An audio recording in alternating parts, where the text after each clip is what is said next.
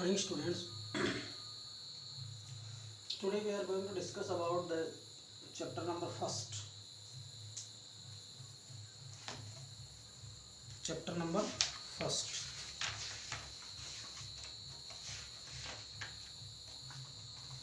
Who did Patrick's homework? Who did Patrick's homework? पैट्रिक्स का जो गृह कार्य है वो किसने किया था? उस चैप्टर के हम we are going to sort out the questions and answers and the last stage of the questions and answers. हमने पहले जो क्वेश्चंस आंसर सॉर्ट आउट किए थे उसके वो जो आपके थे टेक्सचुअल क्वेश्चंस, जिसमें आपने कुछ क्वेश्चंस आंसर को सॉर्ट आउट किया था, क्वेश्चन लिखा था, पढ़ा था, उसको समझा था और उसके बाद में उसका आंसर दिया था. उसके बाद में हम लोगों ने fill in the correct answers, fill in the correct blanks, यानी सही जो ब्लैंक्स दिए हुए थे और उन ब्लैंक्स को हमने सही तरीके से भरना सीखा था. उसको बहुत अच्छे से पढ़ करके समझ करके कौन से में कौन सा वर्ड जो है वो फिट आ रहा है उस फिट वर्ड के हिसाब से उसमें भरे गए थे. अभी हमें को पढ़ना है, एक पजल पढ़नी है. पजल का मतलब आप जानते हो पहेली होती है. यहाँ कुछ वर्ड्स दिए गए हैं, across and up to down. इनको पढ़ करके इनके सही मीनिंग्स इस ब्लैंक्स में भरना है. जैसे नंबर 1 2 3 4 और 7, ये 1 इधर 1 आ गया, 2 आ गया, 3 आ गया, 4 आ गया, 5 आ गया, ये 7 और 8, ये इधर वाला 8 आ गया. 6 बचा हुआ, इसमें 6 और आपको नोटबुक के हिसाब से देख के बता देता हूँ. 6 और ये 2 के बाद में ये इधर 6 आ गया. तो सारे 1 2 3 4 5 6 7 और 8 क्वेश्चन हैं, 8 वर्ड्स हैं जिसके बारे में हमें जानना है. ये 8 वर्ड्स हमको इस प्रकार से पढ़ना है, पहले उसके मीनिंग सीखनी है और इसका सिमिलर जो वर्ड होता है उसका इजी वे में अंग्रेजी आपके सामने बोलकर रखी गई है. इससे पहले हमने कुछ क्वेश्चन आंसर सॉर्ट आउट किए थे, वो वीडियो आपने देखा होगा, बहुत अच्छे से आपको समझ में आया होगा और उम्मीद करता हूँ कि ये वीडियो भी आपको बहुत अच्छे से समझ में आएगा. देखना, यूज द क्लू, कुछ संकेत जो है given below to the complete this cross puzzles. इस पजल को या इस पहेली को हल करने के लिए आपको कुछ क्लूज, क्लू का मतलब कुछ इशारे किए गए, कुछ संकेत किए गए जिनका प्रयोग करके आप इसको पूरा कर सकते हैं. सबसे पहले आप पहला नंबर 1 देखेंगे, वेरी टायर्ड, बहुत थका हुआ. इस चैप्टर में जो थका हुआ शब्द है उसके लिए हमारे पास WERY वेरी शब्द होता है. अब पहला ऑप्शन है ये, इसमें हमें W दिया गया है, A दिया गया है हिंट के रूप में. ये दो मीनिंग में शब्द आने चाहिए. तो अगला क्या बनेगा, WEARY,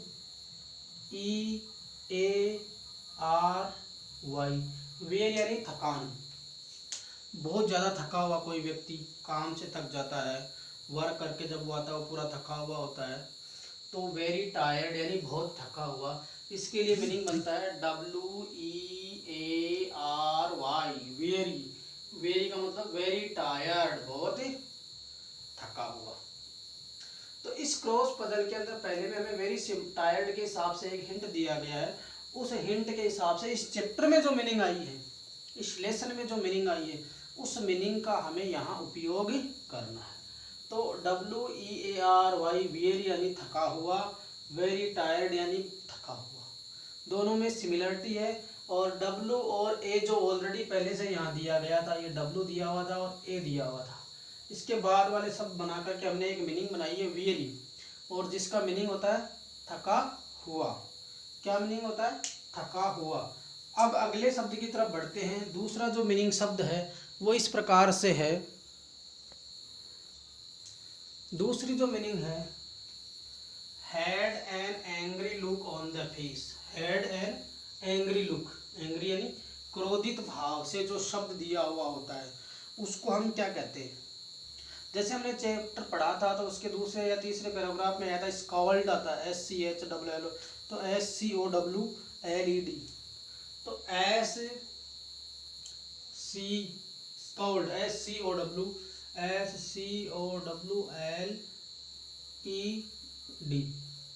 ये W थोड़ा मैं कैपिटल में लिख देता हूँ, SCOWLED, स्कॉल्ड.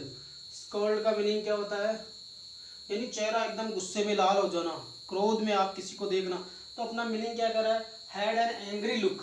कैसा लुक चाहिए, had an angry look on face, had an angry look on face, यानी गुस्से से भरा हुआ चेहरा दिखाई देना। उसके लिए हमारे पास वर्ड जैसे एस तो हमने ऑलरेडी दिया हुआ है और इधर ऑलरेडी डी दिया हुआ है, तो इसका मीनिंग बनेगा स्कॉल्ड। स्कॉल्ड का मतलब चेहरे गुस्से से लाल पीला होना, एंग्री फेस बनाना। जैसे क्रोध में हम अपना शकल को कुछ इस तरीके से बना देते हैं, बच्चे देख कर डर जाते हैं। तो स्कॉल्ड का मीनिंग होता है मतलब एंग्री लुक ऑन फेस, चेहरे के ऊपर क्रोध का भाव प्रदर्शित करना। आपका चेहरा इस प्रकार से प्रदर्शित होना, देख करके ये लगे कि आप क्रोध में हैं, आप गुस्से में हैं, ये चीज प्रदर्शित हो, उसके लिए इस चैप्टर में ये शब्द आया SCOWLED, स्कॉल्ड यानी क्रोधित होना, गुस्से में प्रतीत होना। तीसरा जो सवाल है, शॉर्ट ट्राउजर, शॉर्ट ट्राउजर्स यानी जो छोटी जो पैंट होती है। तीसरा जो वर्ड है शॉर्ट ट्राउजर्स, तीसरा छोटी जो पैंट होती है शॉर्ट ट्राउजर्स, उसको बोलते हैं ब्रीचेज।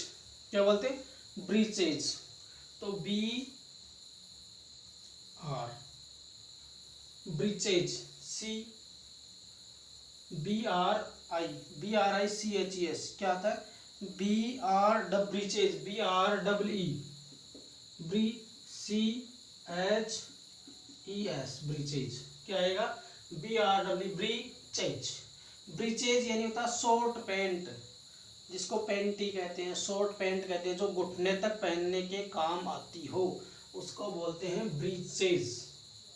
क्या बोलते हैं, छोटी जो पैंट होती है, आधी घुटने तक कटी हुई जो पैंट होती है, जिसको हम हाफ पैंट भी कह सकते हैं, लेकिन हाफ पैंट से थोड़ी सी बड़ी हो, वो क्या कहलाती है, ब्रीचेज।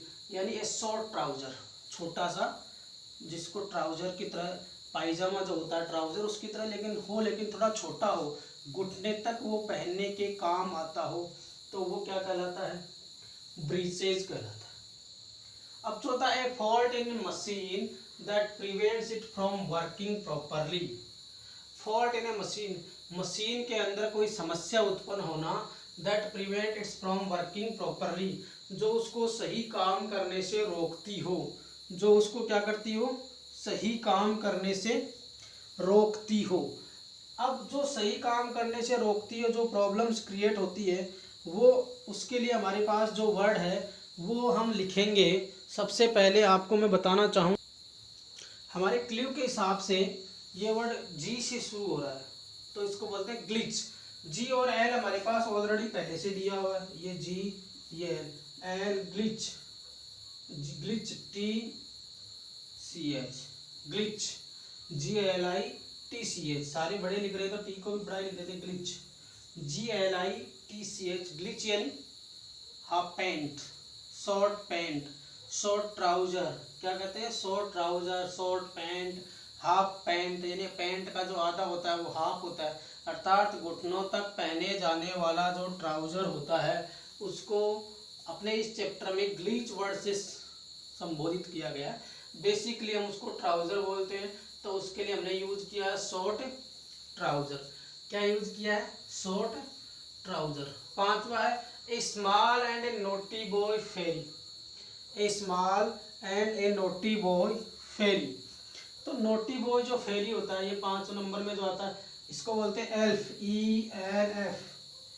पूरे चैप्टर में सबसे इम्पोर्टेंट जो कैरेक्टर था वो यही था, एल्फ यानी बोना, ELF, एल्फ यानी बोना, स्मॉल एंड नोटी बॉय फेरी, छोटा, शरारती, और फेरी, बॉय फेरी, यानी जो फेरी टेल्स होती हैं, जो परियों की कहानियाँ होती है, फेर परी, लेकिन किस तरह की, बॉय परी, छोटे बच्चों की कहानी, वो मेल होना चाहिए, तब जाकर स्मॉल एंड नॉटी बॉय फेरी जो होता है उसको हमने क्या बोला, एल्फ। ये आपके एक्रॉस थी, लेफ्ट टू राइट चलने वाली थी। क्या चलने वाली थी, ये लेफ्ट से राइट इस तरह से चलने वाली थी। अब जो पजल्स आएगी वो आपकी पजल्स है वो चलने वाली है up to down, up to down, यानी ऊपर से नीचे की तरफ। Work that must be done every day, work that must be done every day, प्रतिदिन किया जाने वाला कार्य। ऑफन बोरिंग, जो हमेशा किस प्रकार से लगता है, बोरिंग सा लगता है। सबसे पहले चॉर्स। तो इसमें आएगा CHORES। ये सी और एस तो इसमें से पहले दिया हुआ है, आर भी दिया और एस भी दिया हुआ है, तो इधर तो आ जाएगा O और RES। चॉर्स यानी जो हमारा दैनिक कार्य होता है, घरेलू कार्य होता है, जो हमें रोज रोज करना पड़ता है, वो हमें ऑलरेडी बोरिंग सा ही लगता है। तो work that must be done every day, वह कार्य जो हमें रोज करना पड़े, ऑफन बोरिंग, और हमें वो उबाऊ लगता है, नीरस लगता है, पर डे प्रतिदिन किया जाने वाला कार्य, तो उसको बोलते हैं चॉर्स, अर्थात दैनिक कार्यकलाप, दैनिक क्रियाकलाप जिसको हम रोज करते हैं और वो हमें कैसा प्रतीत होता है, बोरिंग प्रतीत होता है, ऐसे उससे को करने के लिए हमारा पूरा प्रॉपरली मन नहीं करता हो। इसके बाद ये 1 नंबर हो गया, 2 हो गया, 3 हो गया, 4 हो गया, 5 हो गया, 6 हो गया। A basket with a lid, basket with a lid, यानी लिड यानी ढक्कन, बास्केट यानी टोकरी, और टोकरी के ऊपर यूज किया जाने वाला जो ढक्कन होता है 6 नंबर पे, उसको हम यूज करते हैं, तो उसको हम बोलते हैं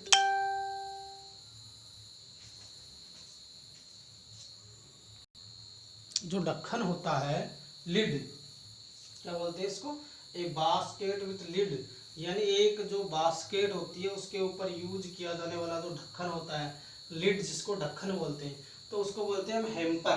क्या बोलते हैं, तो H और A तो ऑलरेडी दिया हुआ है, तो ये इधर आ जाएगा MPE दिया हुआ है और R दिया हुआ है, तो ये हेम्पर, हेम्पर यानी ए बास्केट टाइप की जो चीज़ होती है उसके ऊपर हम प्रॉपरली उसको ढक्कन से यूज कर लें, तो उस शब्द के लिए हमारे पास वर्ड होता है हेम्पर। क्या वर्ड होता है, हेम्पा। क्या वर्ड होता है, हेम्पा। इसका राइट प्रोनाउंसिएशन होता है हेम्पा। लोग बोलचाल की भाषा में इसको हम हेम्पर रे बोलते थे, जबकि एक्चुअली में रे प्रोनाउंशिएट नहीं होता है, इसलिए इसको क्या बोला जाता है, हेम्पा। अब अंतिम जो मीनिंग आ रहा है वो ये कह रहा है gave a short high pitches cry, चिल्लाना जिसको कहते हैं, श्रिक। तो एस श्रिंक जो होता है SHRIN,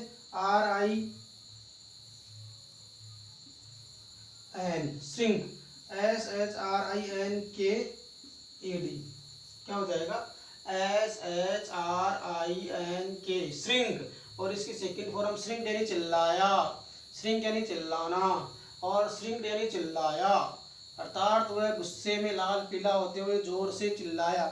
इस प्रकार से आपकी ये पजल जो है वो कंप्लीट होती है। सबसे पहले वेरी टायर्ड पहला नंबर पे आ रहा है, तो इसका मतलब होता है WEARY, वीर यानी थका हुआ।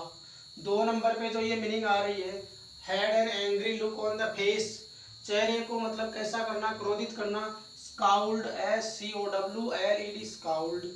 3 नंबर पे शॉर्ट ट्राउजर्स, ये ब्रेचेज बोलते हैं उसको, ब्रेचीज, ब्रेचीज यानी half pant, short pant, panty, जो कुछ भी आप बोल सकते हो, शॉर्ट ट्राउजर।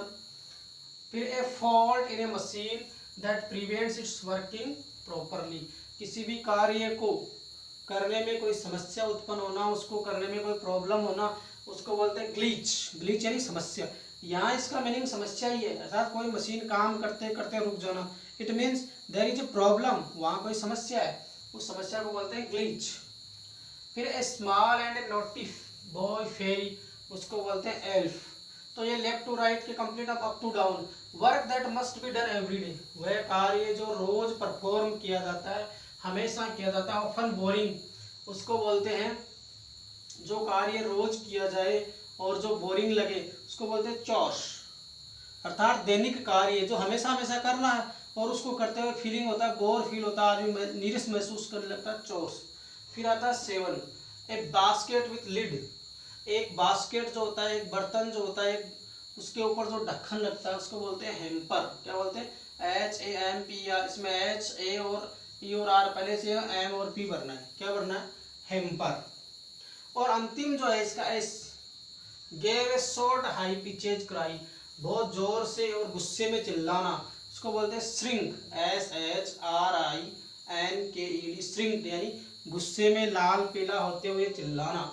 इस प्रकार से ये एक पजल थी जो आपको कंप्लीट करनी है और मैंने बहुत अच्छे से आपको ये कंप्लीट करवाई है। You can write it your notebook as your homework, write it your notebook, write it your notebook as homework. आप इसे गृह कार्य के रूप में अपनी नोटबुक में है वो कंप्लीट करेंगे। Thank you very much.